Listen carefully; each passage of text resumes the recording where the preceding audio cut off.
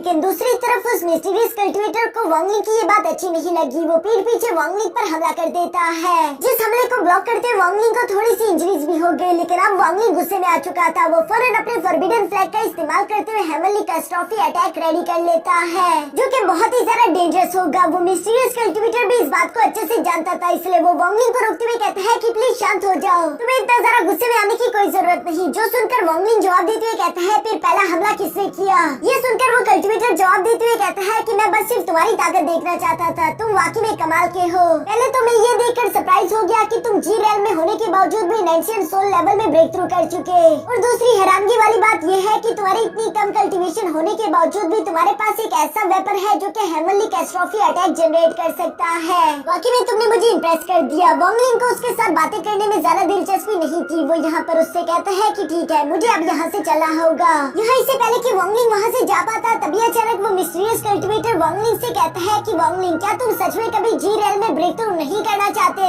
वांगलिंग भी ये सुनकर थोड़ा सा सरप्राइज हो गया था। वो अपनी जगह पर रुक जाता है। तभी अचानक हम देखते हैं कि वो मिस्टीरियस आदमी अपने पास से एक एनर्जी बॉल निकाल चुका, जिसे पलटकर जब वांगलिंग ने देखा तो वो समझ जाता है कि ये तो जी रेल है। दूसरी तरफ वो मिस्टीरियस कल्टिवेटर वांगलिंग को बताता है कि इसे जी रेल या फिर एक्सट्रीम रेल तुम्हारी जबान में कहा जाता होगा, लेकिन हमारी दुनिया में इसे कलरफुल रेल कहा जाता है। सच कहूँ तो ये जी रेल वाली एनर्जी मेरी है ही नहीं, बल्कि ये मेरी दोस्त की है, जिसने मरने से पहले ये एनर्जी मुझे दे दी थी। आज तुम्हें देखकर पता नहीं क्यों मुझे अपनी उसी दोस्त की याद आ गई, क्योंकि ये बात तो तुम भी जानते होगे कि इस दुनिया में ऐसे बहुत ही कम कल्टीवेटर है जो कि जी रेल का इस्तेमाल करते हो। वांगलिंग तो सिर्फ चुप होकर उसकी सारी बातें सुन रहा था। वांगलिंग जानता था कि ये मिस्टीरियस कल्टीवेटर बिल्कुल भी एक अच्छा इंसान नहीं, इस पर इतनी आसानी के साथ भरोसा नहीं किया जा सकता। लेकिन दूसरी तरफ वो मिस्टीरियस कल्टीवेटर वांगलिंग को बताता है कि अगर तुम स्टार कल्टीवेशन क्रिस्टल का इस्तेमाल करो तो तुम आसानी के साथ अपने लेवल ब्रेक थ्रू कर पाओगे। दोस्तों, अगर मैं इस बात को सिंपल करके आप लोगों को बताऊं तो दो तरह के कल्टीवेशन मेथड होते हैं। एक को जी रेल कल्टीवेशन मेथड कहा जाता है और दूसरे को डाउ रेल कल्टीवेशन मेथड। इन दोनों में से ज्यादा पावरफुल तो जी रेल कल्टीवेशन मेथड है, लेकिन जी रेल कल्टीवेशन मेथड का इस्तेमाल करते हुए कोई भी कल्टीवेटर अपने लेवल्स को इतनी आसानी के साथ ब्रेक थ्रू नहीं कर सकता।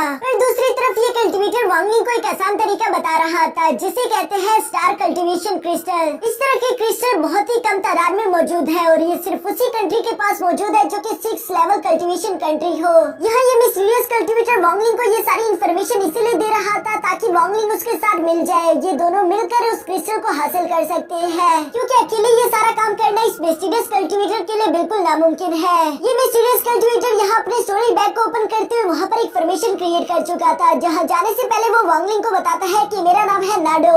अगर तुमने कभी फैसला किया कि फ्यूचर में तुम स्टार कल्टीवेशन क्रिस्टल को हासिल करना चाहते हो तो 5 प्लेनेट एरिया में आकर मुझे ढूंढ लेना।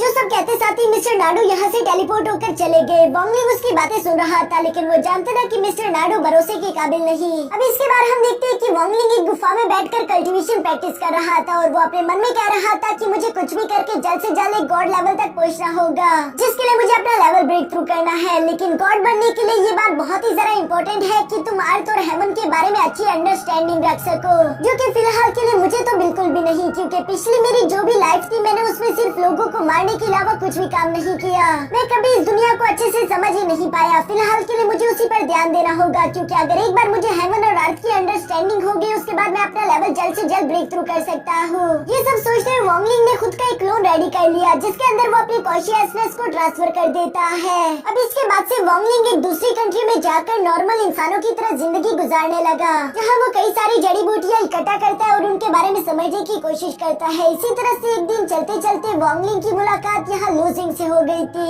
जो कि 4 मेजर फैमिलीज में से एक बड़ी फैमिली का बटलर था। वो यहाँ वांगलिंग के पास आकर कहता है कि लड़के, मैंने तुम्हारे बास्केट में देखा कि वहाँ पर कई सारी जड़ी बूटियाँ हैं। क्या तुम एक अल्केमिस्ट डॉक्टर हो जो कि बीमारी और पॉइजन का इलाज कर सकता है? वांगलिंग पिछले कुछ सालों से लगातार इंसानों की मदद करता जा रहा था, इसलिए वो लूजिंग को भी मना नहीं करता, बल्कि वो सवाल करते हुए पूछता है कि आखिर पेशेंट कौन है। जिस पर लूजिंग ने बताया कि सामने वाले कैरेज में एक लड़की बैठी है जो कि पिछले 7 दिन से बहुत बुरी तरीके से बीमार है। हमने कई सारे डॉक्टर से उसका इलाज करवाने की कोशिश करी, लेकिन कोई फायदा नहीं हुआ। वांगलिंग उसकी बातें सुनकर अपने मन में सोचता है कि यही सही मौका है। अगर मैं इंसानों की मदद करूंगा तो मुझे नेचर की बेटर अंडरस्टैंडिंग हो पाएगी। यहाँ यही सोचते हुए वांगलिंग लूजिंग के साथ आगे की तरफ बढ़ते उस लड़की को चेकअप करने के लिए पहुंच गया, जहां वांगलिंग ने अपनी कॉन्शियसनेस का इस्तेमाल करते हुए सिर्फ एक ही नजर में ये बात पता लगा ली थी कि उस लड़की की बॉडी में पॉइजन मौजूद है। वांगलिंग के लिए तो पॉइजन को रिमूव करना जरा सा भी मुश्किल काम नहीं, बल्कि वो अपनी एनर्जी को एक लीफ के अंदर डालते हुए कहता है कि लूजिंग ये लीफ उस लड़की को खिला देना, वो ठीक हो जाएगी।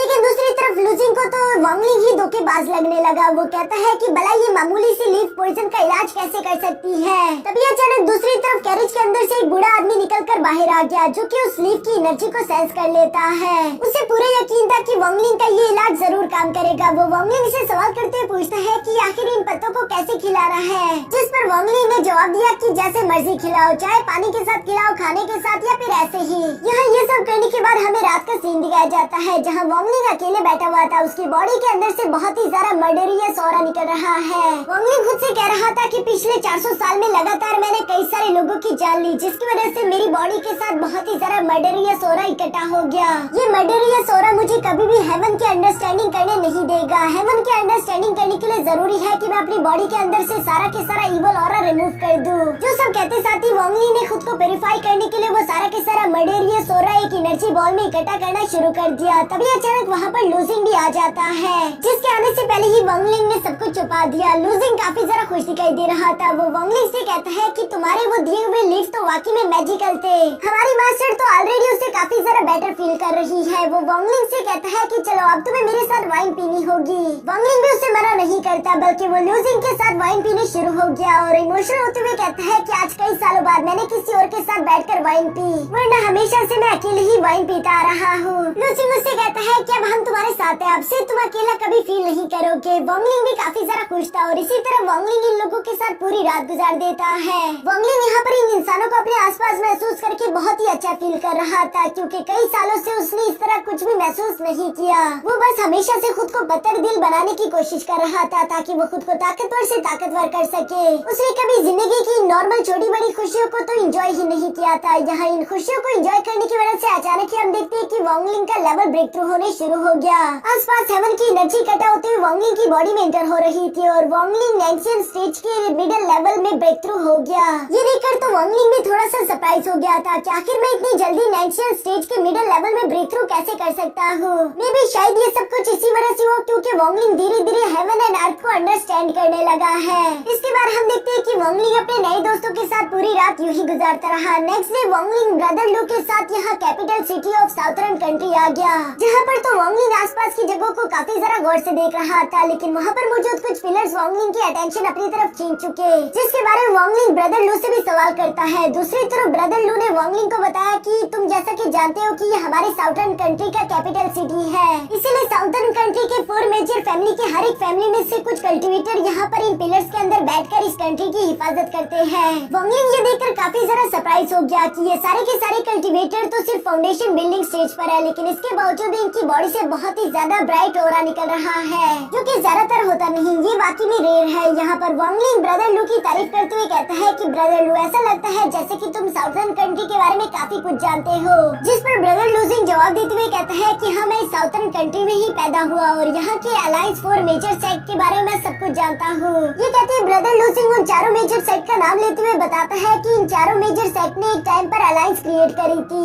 जिस अलायंस का सिर्फ एक ही मकसद था। ये बात तो तुम भी जानते हो कि ये दुनिया बहुत ही जरा खतरनाक है। तो बस इस साउथर्न कंट्री के चारों सेक्ट ने डिसाइड किया था कि अगर किसी भी एक सेक्ट पर कभी भी मुश्किल आएगी तो चारों सेक्ट्स मिलकर उसकी मदद करेंगे।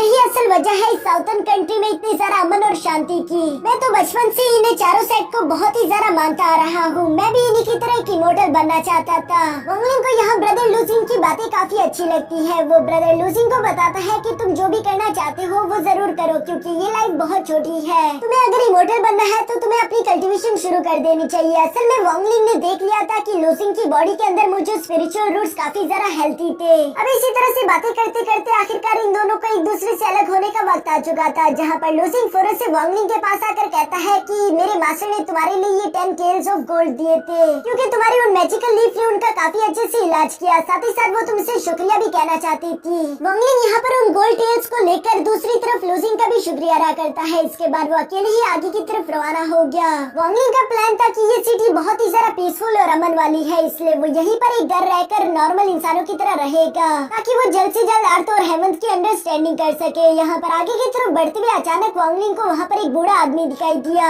जिसका नाम स्काइलर था और वो एक नंबर का ठरकी है, क्योंकि यहाँ पर कुछ आदमी उसे अपनी दुकान से उठाकर इसलिए बाहर पहनते हैं क्योंकि वो लड़कियों की चेंजिंग रूम पर नजर रख रहा था। सब लोग उस ठरकी बूढ़े आदमी के बारे में बातें करते हुए कह रहे थे कि ये तो एक नंबर का कमीना है। वांगलिंग उसे पूरी तरीके से इग्नोर करते हुए आगे की तरफ बढ़ने लगा। तभी अचानक स्काइलर तेजी के साथ भागते हुए वांगलिंग के पास आ जाता है, जहाँ वो वांगलिंग को गौर से देखते हुए कह रहा था कि लड़के, मैं तुम्हारी बॉडी के अंदर से हेवनली एनर्जी को महसूस कर पा रहा हूँ, तुम वाकई में एक्स्ट्रा ऑर्डिनरी हो। जो सुनकर तो वांगलिंग अपने मन में सोचता है कि मैंने तो अपनी कल्टीवेशन को छुपा कर रखा है, फिर आखिर इससे मेरे बारे में कैसे मालूम हुआ? नहीं, मुझे लगता है कि ये आदमी जरूर बकवास कर रहा होगा। वैसे भी ये एक मामूली सा इंसान है। जो सारी बातें सोचते हुए वांगलिंग आगे की तरफ बढ़ने लगा। तभी अचानक स्काइलर वांगलिंग से कहता है कि तुम इतने एक्स्ट्रा ऑर्डिनरी हो, तुम्हें बस सिर्फ गाइडेंस की जरूरत है। अगर तुम्हें गाइडेंस ना मिली तो शायद तुम कभी भी गॉड लेवल तक नहीं पहुंच पाओगे। और ये कितनी अफसोस की बात होगी। वांगलिंग उसकी ये बात सुनकर शॉक हो गया। वो फौरन अपनी जगह पर रुक जाता है। साथ ही वांगलिंग पलटकर उससे सवाल करते हुए पूछता है कि आखिर तुम कौन हो? जिस पर स्काइलर ने जवाब दिया कि तुम्हें ये जानना जरूरी नहीं कि मैं कौन हूँ, बल्कि तुम्हारे लिए सिर्फ ये बात जानना जरूरी है कि मैं जानता हूँ कि एक गॉड तक पहुँचने के लिए तुम्हें क्या रास्ता अपनाना होगा।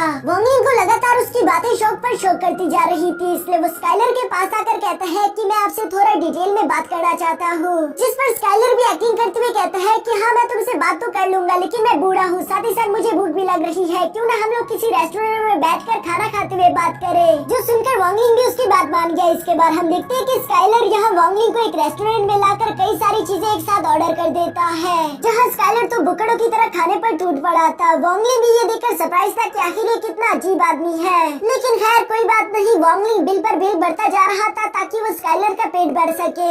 इसके बाद वांगलिंग स्काइलर से सवाल करते हुए पूछता है कि मुझे बताओ कि आखिर मैं गॉड कैसे बन सकता हूँ? जिस पर स्काइलर ने जवाब दिया कि अभी तो मैं खाना खा रहा हूँ, वेट, पहले मुझे ये बोटियाँ खत्म करने दो, उसके बाद मैं तुम्हारे सवाल का जवाब दूंगा। वांगलिंग सिर्फ स्काइलर को बुकड़ों की तरह खाना खाते हुए देख रहा था, जबकि साथ ही साथ वो अपने मन में सोचता है कि आखिर ये किस तरह का आदमी है, इसने सिर्फ एक ही नजर में मेरे कल्टीवेशन लेवल के बारे में कैसे जान लिया। अगर